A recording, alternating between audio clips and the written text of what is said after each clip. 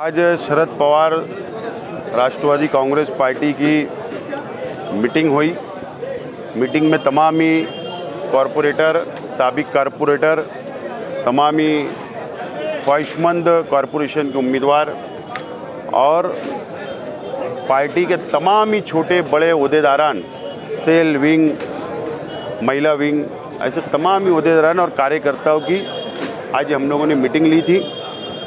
Meeting के अंदर धुलिया लोकसभा 20 मई को जो इलेक्शन होने जा रहा है लोकसभा का, उसका पूरा जायज़ा लिया गया और मशवरा किया गया। तमामी ओहदेदारान ने, ज़िम्मेदारान ने अपनी अपनी बातों को रखा, मशवरा दिया और तजवीज़ पास की गई है। वो तजवीज़ शरद पवार साहब के पास, जयंत पाटिल साहब के पास भेजी जाएगी।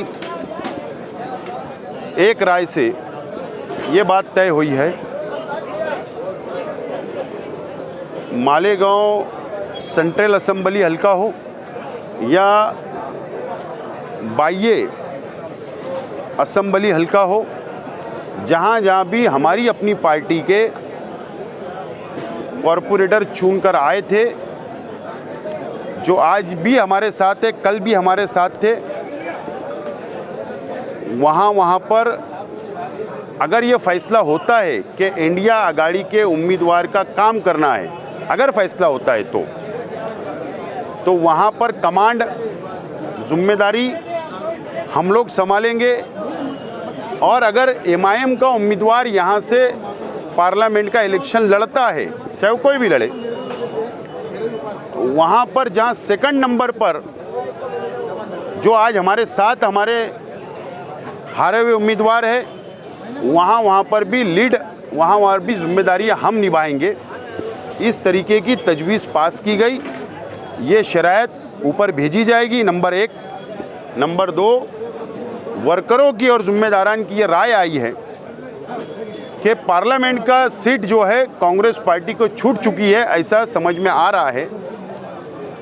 तो इस अगर काम हमको पार्लियामेंट में कांग्रेस के उम्मीदवार को करना ही है, तो 6 महीने के बाद असेंबली का चुनाव है, तो क्यों ना शरद पवार साहब और जयंत पाटिल साहब से ये बात उनके पास तजवीज़ भेजी जाए कि कांग्रेस पार्टी से आप ऊपर के लेवल के ऊपर ये बात तय कर ले कि आइंदा असेंबली की सीट शरद पवार राष्ट्रवादी कांग्रेस पार्टी की होगी, वो तय कर ले और हम लोगों को यकीन दिला दे।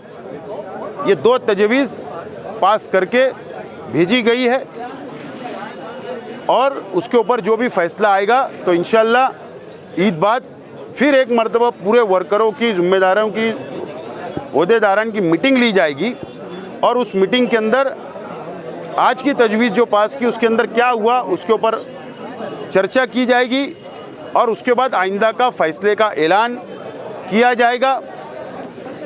आज की मीटिंग के अंदर ये फैसले हुए हैं। नंबर 3, मैं उम्मीदवार, लोकसभा का उम्मीदवार, ख्वाहिशमंद उम्मीदवार था, आज भी हूँ। जब तक पार्टी के हाई लेवल लीडरान से, आला कमान से ये तजावीज़ पे बातचीत नहीं हो जाती, जब तक मैं उम्मीदवार हूँ और जहाँ पर हमारे वर्करों की राय पर अगर इत्तेफाक आला कमान ने कर दे तो उसके बाद मीटिंग लेकर और उसके बाद ऐलान करके और झंडा लेकर और उम्मीदवार जो होगा इंडिया आघाड़ी का, वो हमारे पीछे और भाजपा से लड़ने के लिए सबसे आगे हम लोग होंगे। इंशाल्लाह ईद के बाद फिर एक मीटिंग बुलाकर इस बात का ऐलान किया जाएगा। कांग्रेस पार्टी का उम्मीदवार रहेगा तो आवामी कांग्रेस पार्टी के साथ मिलकर काम करेंगे कि अपना अलग-अलग काम? आप हमारी बात ही नहीं सुने आपने। तजवीज़ आप पहले समझ लो। तजवीज़ ये है कि हम लोग हमारे बलबूते पर टीम वर्क, कमांड हर वार्ड के अंदर हमारे अपने पास होगी। जहाँ हमारे वर्कर है, जहाँ हमारे एक्स कॉरपोरेटर है, जहाँ हमारे कॉरपोरेटर है, जहाँ हम 2 नंबर पे थे, जहाँ जहाँ भी होंगे वहाँ पर लीड हम करेंगे। हम मेहमान हैं, मेज़बान नहीं है। तो हम ये तजवीज़ हमने भेजी है और इसी के ऊपर उम्मीदवार से बात की जाएगी। और आप जानते हैं, अगर मान लीजिए कि एमआईएम को उम्मीदवार मैदान में आ गया तो शहर जानता है, आप जानते हैं कि ताकत भाजपा से लड़ने की शहर में किसके पास होगी, ये आप लोग समझ सकते हैं। आपके करीबी हरीफ मुफ्ती इस्माइल भी जो है कांग्रेस से ख्वाहिशमंद है, अगर उनको टिकट मिल गया तो आप लोग काम करेंगे? मतलब आपके करीबी हरीफ मुफ्ती इस्माइल ने भी जो है एक मौके पर कहा कि कांग्रेस जो है उनसे राब्ते में, उनको पार्लियामेंट का टिकट दे सकती है। अगर मान लीजिए मुफ्ती इस्माइल को टिकट मिल गया तो आप उनका काम करोगे? फ़िलहाल मुफ्ती मोहम्मद इस्माइल कासमी साहब उम्रा पे है, उनको उम्रे की मुबारकबाद। मैंने फ़ोटो देखा व्हाट्सएप के ऊपर ज़ोर से चल रहा है, तो उनको मुबारक। मुफ्ती मोहम्मद इस्माइल कासमी साहब को कांग्रेस पार्टी का लोकसभा का अगर टिकट मिलता है तो उसके लिए भी नेक ख्वाहिशात, मुबारकबाद।